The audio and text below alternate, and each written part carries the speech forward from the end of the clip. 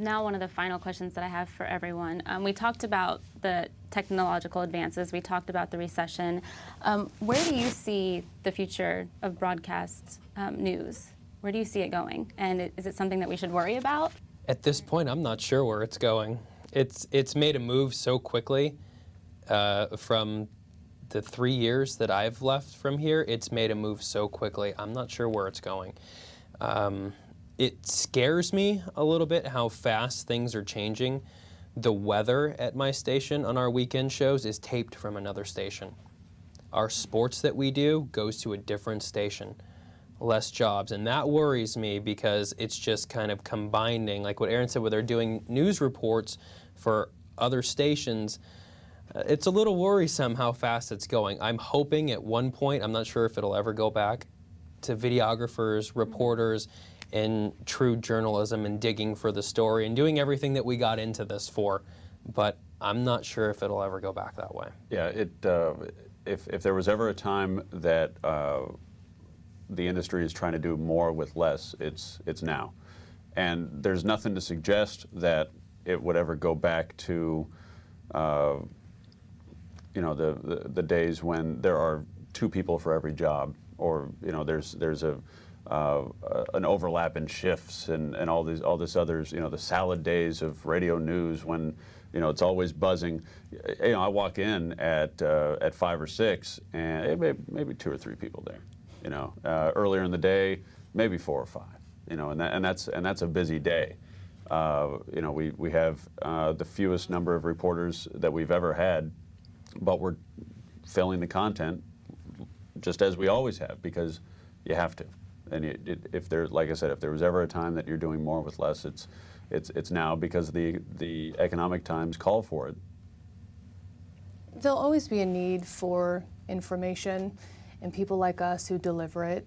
What venue that is in the future, or with what means, I'd have to agree, it's a little scary, but you make sure that you're skilled and you know various types of venue, with it being, you can edit and you can write and you can tell a story, you can do web stuff, and make sure you stay up on technology, and I think there'll always be a place somewhere, Yeah, there was information flow somehow, some way. Yeah, the reporters that don't keep up on technology are not long for the business, and it's unfortunate because they're sometimes some of the best storytellers. But if you don't stay up with current trends, as a reporter, somebody who's reporting the news, as a journalist who's documenting things, if you're not keeping up with things, it's kind of an oxymoron there, and you're pushed out.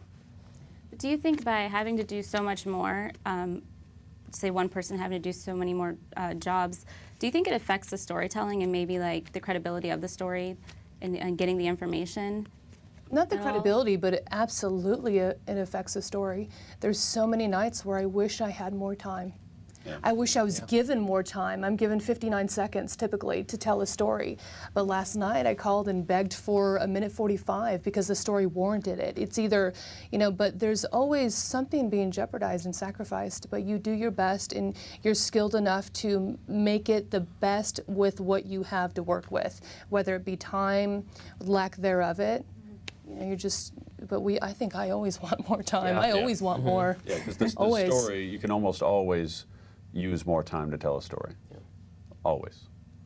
And but don't look at a shorter story as a sacrifice for the story, because the story can, yes, it can still be told. You'd love to be able to tell more. We'd always love to be able to tell more, but when you have only 25 to 30 seconds for a radio news story and you need to fit 8, 9, 10 stories into 3 minutes, 4 minutes, you got to get a move on. 58 to 41%. It's definitely tough. 59 seconds, that's pretty short. I normally work off 1:15, so going to 59 would be incredibly difficult.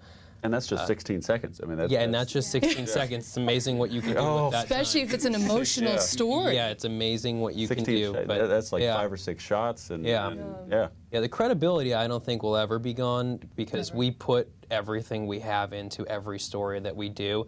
But definitely sometimes the way it looks when you're shooting your own story, classic example, emotional story. You're shooting your own story. There's tears starting to run. Are you going to be holding the microphone next to the face or the lavalier mic, or are you going to be back on the camera zooming in?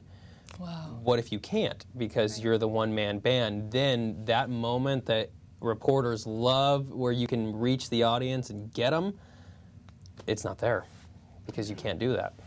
Well, unfortunately, this is all we have time for, but I'd like to thank you guys for your input and your advice, and thank the CSUN journalism students for your questions. My name is Tiaira Nowlin, and this is On Point.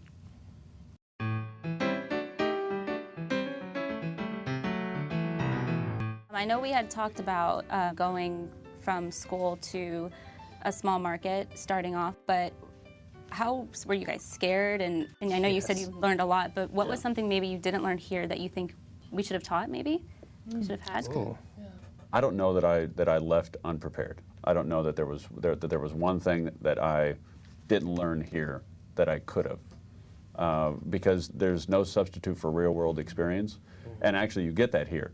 So, you know, you show up in a newsroom in Fresno and they expect you to know all these different things, and you do. You did, yeah. Yeah.